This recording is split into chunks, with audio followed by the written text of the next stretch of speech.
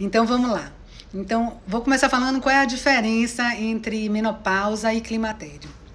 Como eu já falei, na ginecologia a gente dá o nome à primeira menstruação, que é chamada de menarca, e também à última menstruação, que é chamada de menopausa. Só que menopausa é um diagnóstico retroativo, precisa que a pessoa esteja 1 ano sem menstruar para que a gente diga que aquela foi a última menstruação. Então hoje, em julho de 2021, para você dizer que está em menopausa, é aquela menstruação de junho do ano passado, foi a minha menopausa. Tá certo? A menopausa acontece entre 45 e 55 anos de idade. Enquanto o que é o climatério? O climatério é a transição entre o período fértil e o período onde a mulher perde a fertilidade. E é um processo. E qual é o primeiro hormônio que a mulher deixa de ter? Veja só, o primeiro hormônio que a mulher deixa de ter, e a primeira sintomatologia, é referente à deficiência de progesterona. E por que isso acontece?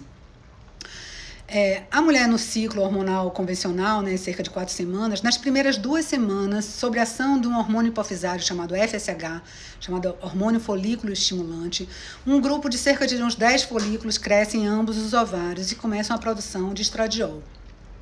Lá pelo 14º dia do ciclo, sob a ação de um outro hormônio hipofisário chamado LH, hormônio luteinizante, há um comando da hipófise para o ovário ordenando para que esse folículo se rompa. Então, na metade do ciclo, esse folículo se rompe e forma uma cratera na superfície do ovário. Essa cratera é chamada corpo lúteo. E é esse corpo lúteo que é o responsável pela produção de progesterona na segunda fase do ciclo. Em óvulos mais antigos, ou seja, o homem faz a sementinha dele todo dia, mas nós mulheres já nascemos com as nossas sementinhas. Então, nossos óvulos esses são mais antigos que nós. Então, quando a gente chega por volta dos 45, 50, 55 anos, esses óvulos antigos, eles não têm mais a mesma performance que tinha quando a gente tinha 15, 16, 18 anos. Então, às vezes, eles crescem e não conseguem responder bem ao hormônio luteinizante. Ele não se rompe, não ovula, não faz a progesterona na segunda fase do ciclo. E isso manifesta no climatério como ciclos anovulatórios, e a pessoa fica às vezes meses sem menstruar e no final de 3, 4 meses vem com aquela hemorragia intensa. Por quê? Porque não teve a ação da progesterona. Então essa é a primeira sintomatologia que via de regra apresenta. É a deficiência de progesterona. Na sequência da falência ovariana, há também uma diminuição da produção de testosterona. E aí começa a ter distúrbios do sono, da memória, da cognição, distúrbio do humor, depressão, baixa libido, dificuldade de ter orgasmo. E com o progredir da falência ovariana, começa a ter a deficiência também de estrogênio, que se manifesta pelo ressecamento da pele, da mucosa, queda de cabelo, afinamento do fio, fogachos, ondas de calor, dificuldades também com o sono, enfim. E quando é que a gente deve iniciar? Então, quanto antes você iniciar, mais cedo você vai ter os benefícios da reposição hormonal. E a gente não faz reposição hormonal só em pacientes climatéricas. A gente também faz no MENAC em pacientes mais jovens, que têm a deficiência. Jovens geralmente têm deficiência, às vezes, o hormônio que mais falta, às vezes, é a testosterona. Seja pelo uso de algum medicamento, seja pelo uso de pílula anticoncepcional. E aí a gente pode fazer reposição em pacientes de 20, 25, 30 anos. Não existe uma idade marcada para iniciar. Basta que a paciente tenha sintomatologia. Ela não precisa fazer... o próprio organismo sinaliza para ela essa deficiência hormonal, seja na forma de desânimo, de dificuldade com sono, baixa libido, depressão. E até quando a gente deve fazer? Não existe também uma idade limite para fazer. Eu tenho no meu consultório pacientes de 80 anos, doutor Yosimar, um médico, cientista baiano, né, que trouxe a tecnologia dos implantes para o Brasil, desenvolveu. Tinha paciente no Rio de Janeiro, paciente de 90 anos de idade, que fazia reposição hormonal. É a mesma coisa? Não. A reposição hormonal que a gente faz numa paciente mais jovem não é a mesma que a gente vai fazendo numa paciente de mais idade, né? Porque a reposição hormonal é uma coisa personalizada, feita para cada paciente, respeitando a sua idade, as suas comorbidades, as suas necessidades. E muitas pessoas têm assim, a hormona não dá câncer. Muitas pessoas têm esse medo de fazer reposição hormonal com medo de câncer. Esse medo, por que as pessoas têm esse medo, né? Tudo que existe em termos de mito nasceu de algum modo. Da mesma forma que na pílula anticoncepcional existe a pílula da trombose, porque quando a pílula nasceu há 60 anos atrás, né, na década de 60 nos Estados Unidos, as pílulas elas continham 150 microgramas de etinil estradiol. Muito diferente das pílulas que nós temos hoje em dia, a gente tem pílulas de 15 microgramas de etinil estradiol. Então não é difícil para ninguém entender que uma dosagem 10 vezes maior causasse muito mais efeitos colaterais. Então a pílula da década de 60 tinha sim um risco aumentado de trombose, coisa muito diferente do que acontece hoje em dia, que a gente não só tem pílulas de ultra baixa dose, como pílulas de 15 microgramas, como a gente tem pílula também de estrogênios naturais. A gente hoje também tem contraceptivos em forma de PET, a gente tem contraceptivos em forma de anéis vaginais, né? Tanto os PETs como os anéis vaginais não tem a passagem hepática, ou seja, não alteram fatores de coagulação, não tem risco aumentado de jeito nenhum para trombose. E em relação ao mito de hormônio da câncer, isso aconteceu por conta que um grande estudo norte-americano, o WHI, na década de 90, ele teve que ser interrompido por conta de que as mulheres estavam tendo câncer de mama e acidente vascular cerebral. Isso foi muito desapontador para as mulheres climatéricas, as mulheres que vislumbravam fazer reposição hormonal, porque todo mundo queria fazer reposição hormonal, mas ninguém queria ter câncer. Mas, na sequência disso, uma análise crítica foi feita sobre esse trabalho. E foi visto que esse hormônio, que esse trabalho utilizava. Ele usava estrogênios equinos conjugados com o estrogênio, em vez de estradiol, ele usava estrogênios equinos conjugados, e ele usava o acetato de medroxiprogesterona, que é um progestínico sintético. Veja só, esses estrogênios equinos conjugados, eles eram retirados de urinas de éguas que estavam prenhas. E as éguas produzem tipos de estrogênios que o nosso organismo não sintetiza nem reconhece. Por exemplo, a mulher não tem só o estradiol, tem estriol, tem estrona, mas não tem alguns estrogênios de égua. Então não é difícil para ninguém entender que estrogênios equinos pudessem fazer mal no corpo de uma mulher. E a outra coisa que eles utilizavam também nesse trabalho no WHI era o acetato de medroxiprogesterona, que é um progestínico sintético, muito diferente do que a gente utiliza hoje em dia, que é a progesterona natural. Então, é importante que as pessoas saibam e fiquem tranquilas que o que a gente utiliza hoje são chamados hormônios isomoleculares ou bioidênticos. O que quer dizer isso? São hormônios que, embora sejam sintetizados em laboratórios, ele tem uma molécula equivalente ao que o nosso organismo sintetiza. Então, é uma coisa bastante segura, né? Então, esse mito de que o hormônio dá câncer não faz nenhum sentido. Sem contar que esse hormônio desse câncer, quem ia ter câncer é uma mulher jovem que, numa ovulação, faz níveis elevados de estradiol, de 500, 600, eu já vi de quase 800, 700 e pouco. E outro dado também interessante, e quando a gente faz uma reposição hormonal, a gente faz basal com 50, 60, enfim, níveis muito parcimoniosos e adequados de estrogênio.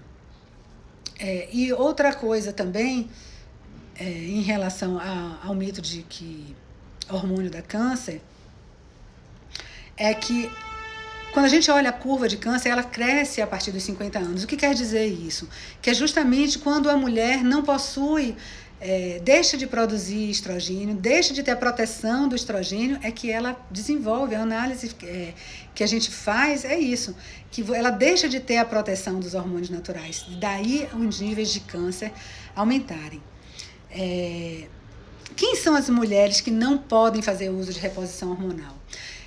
As mulheres que têm câncer de mama ou que tiveram câncer de mama, mulheres que têm câncer de endométrio, pacientes com demência, pacientes com doença hepática não podem fazer, pacientes com doença hematológica do tipo porfiria, pacientes com alto risco de trombose. Quem são as mulheres com alto risco de trombose? Pacientes obesas, hipertensas e sedentárias. Então, não sendo você do grupo de risco, você poderá sim fazer o uso da reposição hormonal. E como ficam essas mulheres que não podem fazer o uso da reposição hormonal? Aí a gente vai ter que tratar sintomas por sintomas, né? Como a gente já falou dos sintomas climatéricos. Ressecamento da pele, ressecamento da mucosa, fogachos, insônia, irritabilidade, depressão. Então, nesses casos, a gente vai ter que tratar sintoma por sintoma para essas pacientes que não podem fazer reposição hormonal. Vai usar indutor do sono ou alguma outra medicação para ajudar ela na questão do sono, antidepressivo para ajudar ela na questão da depressão, fitoterápicos para a questão dos fogachos, enfim. Mas o mais importante é que ela seja acolhida, seja recebida e seja tratada também. Quais são os benefícios da reposição hormonal? No sistema nervoso central, quem está entrando aí, gente, eu estou repetindo a live porque eu não consegui salvar e eu quero deixar essa live salva. No sistema nervoso central, há uma proteção em relação ao Alzheimer, em relação à labilidade emocional, porque a mulher climatérica, às vezes, ela alterna em irritabilidade, depressão. Então, as mulheres que fazem, ela tem essa labilidade emocional reduzida. Em relação a melhora da memória, da cognição, da disposição. Em relação ao aparelho osteoarticular, há uma diminuição das dores articulares, porque as células das cartilagens, os condrócitos, eles também têm receptores hormonais para estrogênio. E há uma proteção da massa óssea. Por que é importante a gente prevenir a osteopenia e a osteoporose? Porque a gente sabe que o idoso, a mulher idosa que sofre fratura do colo do fêmur e que vai ser internada, muitas vezes ela sobrevive bem ao procedimento cirúrgico do tratamento da fratura de colo do fêmur, mas às vezes a hospitalização e as intervenções acabam levando essa paciente a óbito. Então é importante essa preservação da massa óssea como prevenção de fraturas e fraturas graves como a de rádio, como a de colo do fêmur. Outra questão importante também é que na preservação da massa óssea você previne a perda de postura e a perda de estatura. Por que acontece essa perda de postura e de estatura? Porque as vértebras da nossa coluna, seja cervical, torácica, lombar, ela é recheada de um osso trabeculado. E quando existe osteopenia e osteoporose, essas trabéculas sofrem fraturas e elas achatam. Então, as vértebras perdem altura. E com essa perda de altura, ela sofre deformação na coluna. Então, essas mulheres que você vê com cifose, aquelas senhorinhas corcundas, é porque teve microfratura naquelas vértebras, perdeu o formato da vértebra, perde o formato da coluna e ela fica com cifose e dessa forma ela perde não só a postura, como perde a estatura. Então, se você tem a intenção de preservar a sua estatura e postura, a forma que você tem é prevenindo a osteopenia e a osteoporose. Em termos de proteção também da pele, porque a reposição hormonal mantém os níveis de colágeno, de elastina, mantém a hidratação da pele. Para se ter uma ideia, a partir dos 25, 30 anos, a gente começa a perder 1% de colágeno todo ano. E isso acelera muito com a falta de hormônio. A gente passa a perder cerca de 6% ao ano. Então, em 5 anos de pós-menopausa sem tratamento, a gente perde cerca de 30% do nosso colágeno e elastina. E aí isso acontece com certa frequência, da gente ver uma pessoa algum tempo depois de, nossa, como fulana está envelhecida. Por quê? Porque na pós-menopausa sem tratamento, a perda da elasticidade, da espessura da derme e da epiderme, como eu falei, em 5 anos a gente perde 30%. Então é uma forma de você preservar também os níveis de colágeno e elastina, mantendo a hidratação da pele. E isso reverbera também não só na pele do corpo, como na mucosa vaginal. Quando você mantém esses níveis de hidratação, de elasticidade, de vascularização da mucosa, você mantém também a sustentação das paredes vaginais, principalmente no que se refere à parede anterior, que se relaciona com a uretra e com a bexiga. Então, evitando incontinência urinária de esforço, incontinência urinária de urgência. E também uma coisa que é frequente nas mulheres climatéricas são as infecções urinárias de repetição. E por que essas infecções urinárias de repetição acontecem? Por conta O meato uretral que fica na vulva, ele vive ocluído. Ele é um orifício virtual, ele só abre para passagem de urina. Mas em mulher climatérica, com a genitália atrófica, esse orifício, esse meato uretral, ele fica entreaberto. Então, as bactérias normais da vulva, elas conseguem ascender facilmente para a bexiga. E não é normal que tenha na bexiga essas bactérias. Por isso elas fazem, às vezes, infecção urinária de repetição. A reposição hormonal é uma forma de você prevenir também essas infecções urinárias de repetição. Um outro benefício é no que tange ao aparelho cardiovascular. Então, não só porque o estrogênio ele é protetor do endotélio vascular, como a progesterona é protetora da bomba cardíaca. E soma-se a essa proteção os benefícios do ponto de vista do metabolismo do açúcar e das gorduras também. Em relação ao açúcar, há uma diminuição da resistência periférica de insulina, proporcionando em pacientes diabéticas um melhor controle glicêmico, e nas que não são diabéticas diminui o risco de vir a desenvolver o diabetes mellitus tipo 2. A reposição também diminui o risco de síndrome metabólica, da gordura abdominal, da circunferência abdominal. E do ponto de vista do metabolismo, do colesterol, há uma diminuição do colesterol total, diminuição do colesterol ruim, melhora do colesterol bom, diminuição dos triglicerídeos. Ela diminui, a reposição hormonal diminui os níveis pressóricos, não só em pacientes hipertensas, como pacientes normotensas também.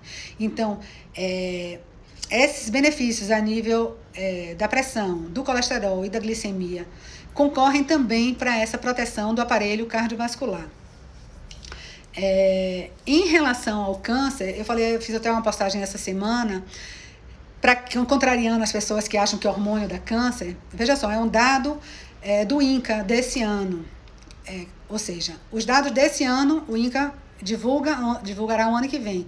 Então, esse ano ele divulgou os de 2020. O segundo câncer que mais acomete a mulher, primeiro é o câncer de mama, depois é o câncer cólon-retal. As pessoas não falam muito sobre isso. E ele é também o terceiro câncer que mais mata a mulher. Os trabalhos mostram que as mulheres que fazem a reposição hormonal, ela tem a diminuição da incidência do câncer cólon-retal. Então, para sua surpresa, está muito bem documentado que a reposição hormonal diminui a incidência de câncer cólon-retal nessas mulheres que fazem a reposição hormonal. Tá certo? Quem já teve câncer pode fazer a reposição hormonal? Sim, se não foi câncer de mama, não foi câncer de endométrio ou alguns tipos de câncer de pâncreas, você pode fazer reposição hormonal. Ou seja, paciente com câncer de vulva, câncer de vagina, câncer de colo, câncer de intestino, câncer de fígado, câncer de rim, câncer de pulmão, câncer de tireoide, nada disso é contraindicação para fazer a reposição hormonal. E eu tenho algumas pacientes que já tiveram câncer e que fazem reposição hormonal comigo.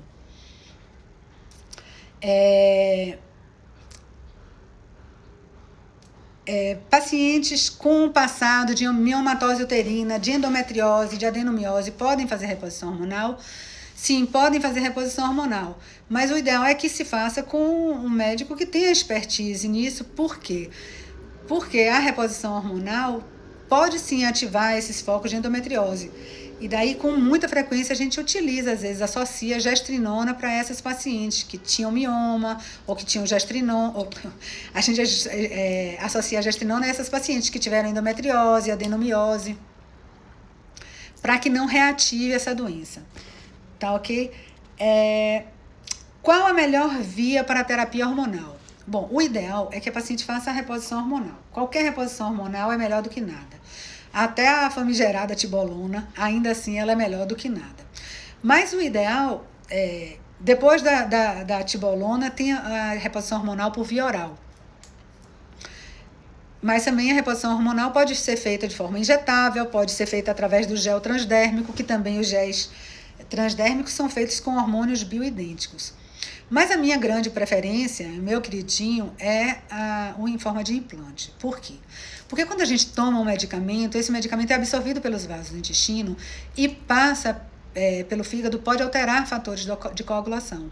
O que não acontece com o géis transdérmico e com o implante subcutâneo. Eu ainda acho o implante subcutâneo superior ao gel. Por quê? Porque a questão do gel, a paciente usa, aí tem dia que não usa, às vezes o gel acaba, ela não foi comprar, viaja, não leva. E essa flutuação, às vezes, faz com que a paciente sangre. E aí é muito desagradável a paciente, e a paciente acaba, não sabe o que está acontecendo com aquele sangramento, se sente ameaçada pelo aquele sangramento. Então, quando você coloca um implante, você não depende da disciplina da paciente de usar o gel ou de tomar medicação. Ela vem no seu consultório, a gente faz exames antes de iniciar a terapia de reposição hormonal, confere, tá tudo direitinho, coloca aquela carga de hormônio que a gente acha que é suficiente e adequada para o bem-estar dela, e ela só precisa retornar com 6 meses para colocar uma nova carga. Outra coisa, quando você toma ou quando você passa, há uma flutuação no nível hormonal, porque há o pico de absorção, depois há o decréscimo. Quando você coloca um implante, ele está ali liberando o hormônio diuturnamente, todos os dias. Então, de manhã, de tarde, de noite, quando ela está dormindo, a qualquer hora, os hormônios estão ali mantendo os níveis fisiológicos basais de hormônio, com um aditivo, ou seja, se ela está malhando, ela está em atividade física, tem uma demanda maior, o hormônio libera de uma forma mais intensa. Se ela está dormindo, não tem tanta demanda, ele libera de uma forma mais sutil. E isso mimetiza a função ovariana. Então, eu entendo essa tecnologia dos implantes como a mais fisiológica, a melhor para a terapia de reposição hormonal. Quais os tipos, que às vezes a pessoa assim... fulana botou um implante. Às vezes as pessoas pensam que é tudo a mesma coisa. Não, gente. Implante é só uma via de receber um medicamento. O medicamento a gente pode tomar pela boca, pode receber injetável, pode passar em gel. Mas o implante não é de uma coisa só. A gente pode... Hoje em dia tem implantes não só de hormônios, como tem hormônios até de anti-inflamatórios, de medicamentos para diabetes. Então, é só uma via. E nessa via a gente utiliza vários tipos de hormônios. Estriol, estradiol, testosterona, gestrinona, progesterona, bioidêntica, tudo isso com hormônios bioidênticos. Lembrando que só a gestrinona não é bioidêntica, é um progestínico sintético.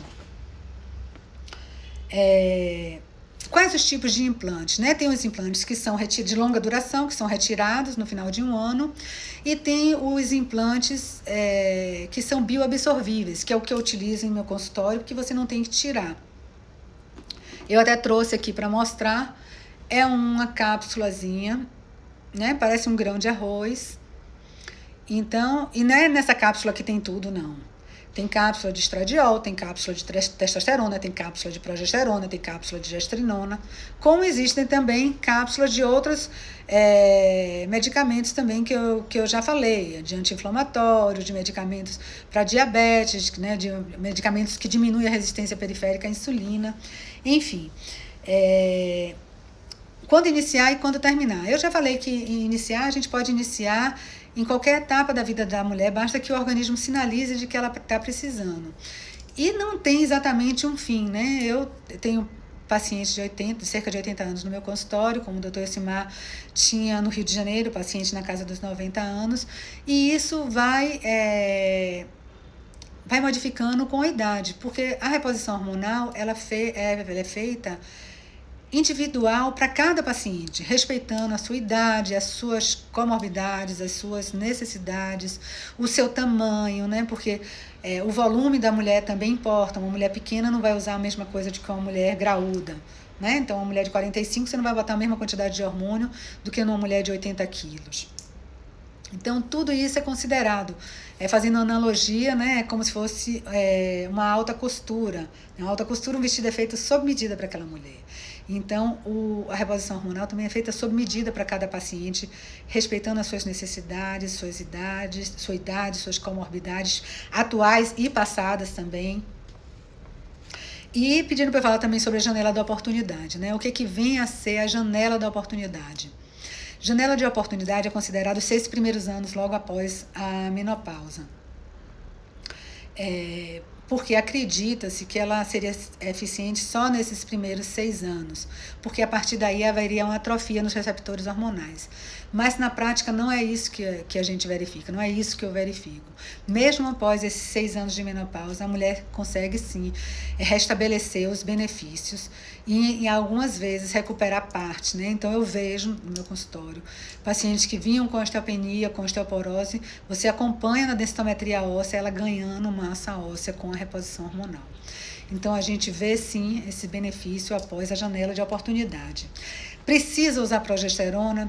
Sim, em mulher que tem útero, a gente deve usar progesterona para prevenir a hiperplasia endometrial, o câncer e o câncer de endométrio.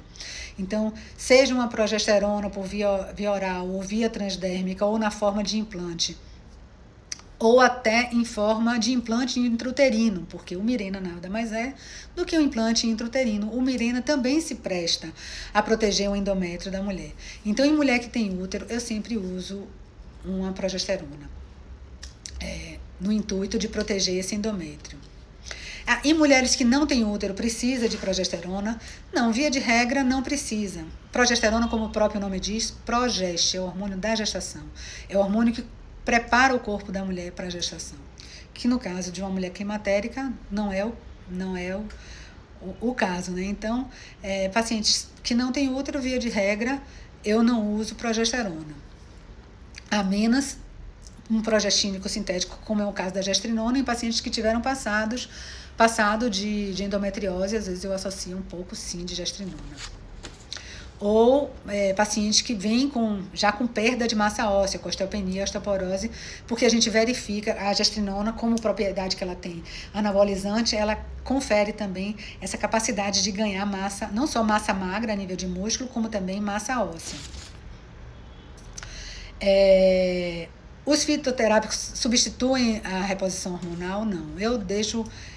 tem um ganho muito pobre os fitoterápicos. Eu deixo os fitoterápicos reservados para pacientes que realmente não podem fazer uso da reposição hormonal. Qual a quantidade ideal? Como eu já falei, a quantidade vai depender de vários fatores, né? A idade da paciente, o volume da paciente, o propósito pelo qual ela está fazendo reposição hormonal. Uma preocupação aqui em relação à queda de cabelo. Gente, a queda de cabelo acontece mais com a menopausa, com a perda dos hormônios. Porque o estrogênio é que segura o cabelo na cabeça de mulher. Então, mulher sem estrogênio, o cabelo vai ficando mais rarefeito, mais fino, cai. Então, a reposição hormonal fisiológica não dá queda de cabelo, né? Então, o hormônio que faz cair cabelo é a progesterona, ou é a testosterona ou a gestrinona. Então, a gente, numa dose reduzida, a gente consegue os benefícios da testosterona sem ter esses efeitos adversos. Outra coisa que eu recomendo bastante, que como a testosterona e a gestrinona, que são hormônios que se comportam, né, são hormônios, a testosterona é um hormônio preponderantemente masculino, mas a mulher também tem, mas ele aumenta a oleosidade do couro cabeludo. Então aí a grande recomendação é que lave o cabelo com mais frequência. Quanto mais limpo você mantiver seu couro cabeludo, mais segura o cabelo na cabeça, né, que as pessoas pensam justamente o contrário. E essas pacientes que têm o cabelo muito rarefeito, às vezes está usando muito androgênio, né? Seja uma testosterona numa quantidade maior, gestrinona, e às vezes até é bom a pessoa ter atenção que aquela mulher masculinizada, ela tá assim porque faz reposição hormonal. Não, gente, às vezes ela não usa a reposição hormonal convencional de hormônios bioidênticos, às vezes ela usa substâncias sintéticas, oxandrolona, estanozolol, da qual eu não faço uso, nem concordo, e não é o que eu utilizo no meu consultório. Gestrinona causa câncer? Não, gestrinona não causa câncer, gestrinona não tem essa capacidade. Ela não tem a capacidade de pegar uma célula benigna e transformar no câncer. O que a gestrinona faz? ela, como anabolizante que ela é, se a pessoa já tem um câncer, esse câncer vai crescer mais rápido. Por isso que a gente, antes de iniciar qualquer terapia de reposição hormonal, a gente é extremamente cuidadosa e criteriosa. Então, toda paciente, antes de iniciar uma terapia de reposição hormonal, ela é toda vasculhada, feita mamografia, densitometria óssea, ultrassonografia de tireoide, de mama, de abdômen total, transvaginal, um exame de sangue completo com avaliação da função tiroidiana, ovariana, renal, hepática, pesquisa de marcadores tumorais, enfim, a gente se abastece de todo recurso de que aquela paciente está ok para iniciar uma reposição hormonal. Né? E se ela porventura possuir algum nódulo que a gente não saiba a natureza ainda daquele nódulo, a gente faz uma reposição basal de estradiol e testosterona, porque tanto estradiol como a testosterona não vai alterar a fisiologia de nenhum tipo de câncer, a menos que ela tenha câncer de mama, que isso aí já seria descartada nos exames pré-implantes. Pergunta se Sandrina gel, estrogel é bioidêntico. Sim, esses géis são hormônios bioidênticos, né? Então, o que é o hormônio bioidêntico?